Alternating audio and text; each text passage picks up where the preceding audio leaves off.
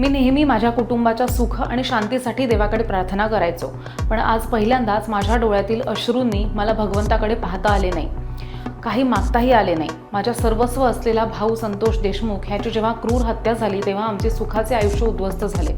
कोणाच्या नजरेनं आमच्या घराला वाईट दिवस दाखवले आणि कुटुंब उद्ध्वस्त झालं. संतोष देशमुख हत्या प्रकरणी आरोपींनी फाशी होईपर्यंत लढा सुरूच राहणार आहे असं धनंजय देशमुख यांनी सांगितलंय. देशमुख कुटुंबीय बार्शीमधले मूळ गावी आले होते. त्यांनी भगवंत चरणी नतमस्तक होत मूळ गावातील आठवणींना उजाळा दिला आणि ह्या प्रकरणातील मुख्य आरोपी कृष्ण आंधळे अजूनही फरार असताना सुद्धा त्यानं सह आरोपींशी संपर्क साधल्याचे पुरावे हाती लागलेत. हे आरोपी सराईत गुन्हेगार आहेत. पोलीस यंत्रणेतील काही लोकांनी त्यांना अभय दिल्यामुळेच ते मोकाट सुटलेत. पोलिसांनी वेळेवर कठोर पावलं उचलली असती तर आज माझा भाऊ माझ्यासोबत असता, अशी भावना सुद्धा धनंजय देशमुख यांनी व्यक्त केली आहे.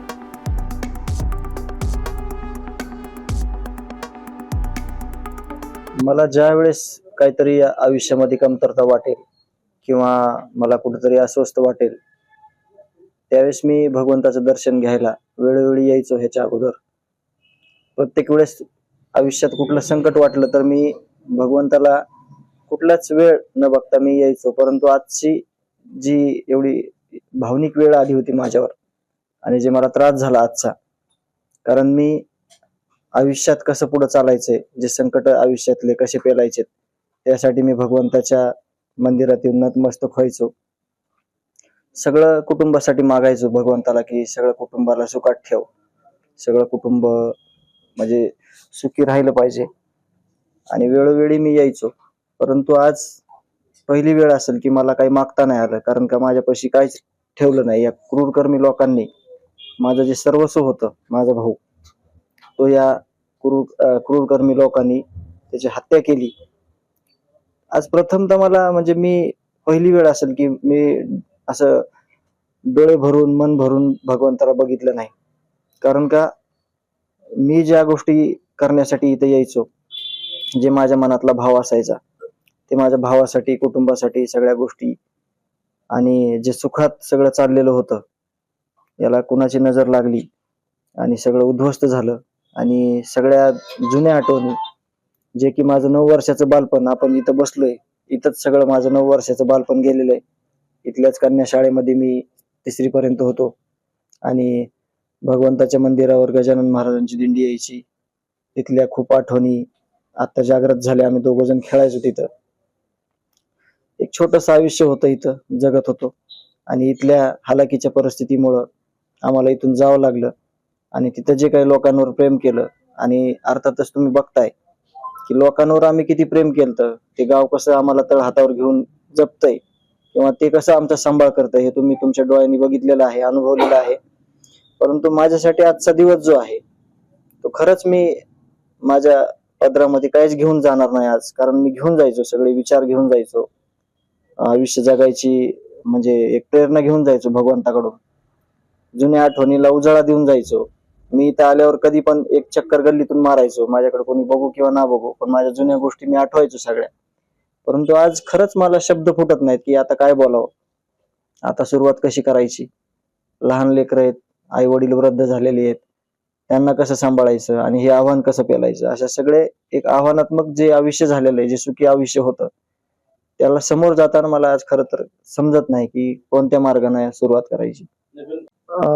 ह्याच्यात कसं आहे, जो फरार आरोपी आहे कृष्ण आंधळे, आता त्याचं आज एक स्पष्टीकरण आलेलं आहे की तो फरार असताना वाल्मिक कराडला कॉल झालेले आहेत, विष्णू चाटेला कॉल झालेले आहेत.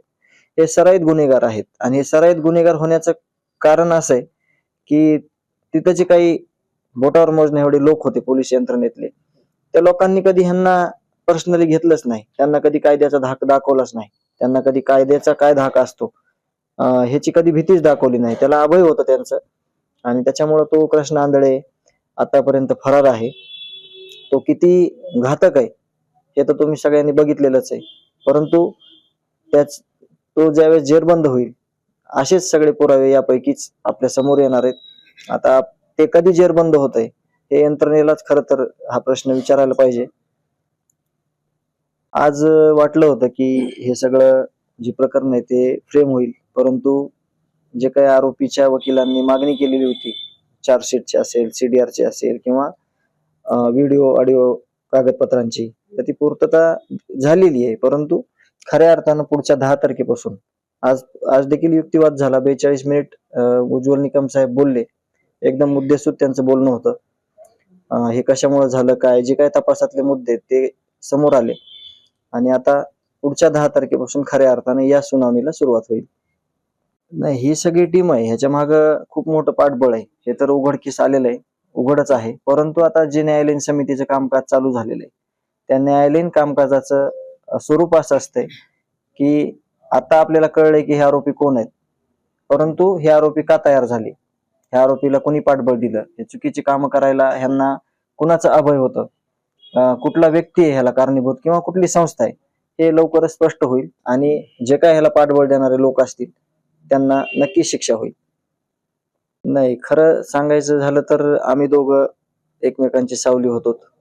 कुठलंही काम करताना आता तिथं जे काही नेतृत्व करत होतो, ते नेतृत्वात आमचं कॉम्बिनेशन असं होतं की माझ्या लेवलचे मी कामं करायचो, ते समाज म्हणजे सोशल वर्कच होतं आणि त्याच्या लेवलचे तो करायचा, परंतु दोघांचं आमच्या एक बॉन्डिंग होतं. आम्ही दोघं एक रूपाने सगळ्या जे काही कामाचं आमचं स्वरूप असायचं ते एकत्रच असायचं आणि जिम्मेदारी ही सार्वजनिक होती त्यावेळेसपासून. म्हणजे त्याला वाटायचं सगळं ओझं माझ्याकडे आहे, मला वाटायचं सगळं ओझं माझ्या खांद्यावर आहे, परंतु हे दोघांच्याच खांद्यावर ओझं नव्हतं. हे सगळे जे गावकरी आहेत तिथले, ज्यांनी म्हणजे सख्या भाच्यासारखं आम्हाला सांभाळलं तिथं आणि आम्हाला कधीही दुरावा वाटू दिला नाही. म्हणजे एक गाव सोडून आपण तिथं गेलो, जसं आता इथं आल्यावर आठवण आली मला, ते गलांडे काका आहेत, त्या गलांडे काकामुळे आम्ही 1-2 वर्ष जगलो. आम्हाला त्यांनी खायला पियला जर घातलं नसतं तर आमचं म्हणजे खूप हाल होते इथं बेकार.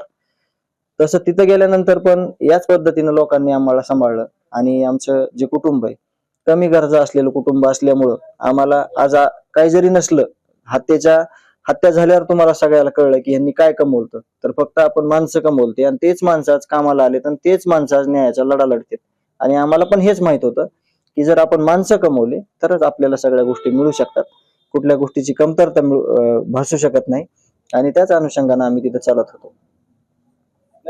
आरोपी आहेत हे खूप धनदांगडे आहेत, ह्यांच्याकडे खूप मोठ्या प्रमाणात पैसा आहे आणि ह्यांनी प्रत्येक तिथला डिपार्टमेंटचा माणूस म्हणजे जे त्यांच्या संबंधात येईल आणि जे काही कर्तव्याशी एकनिष्ठ न राहणारा असा व्यक्ती ते त्यांच्या अधीन करून घ्यायचे.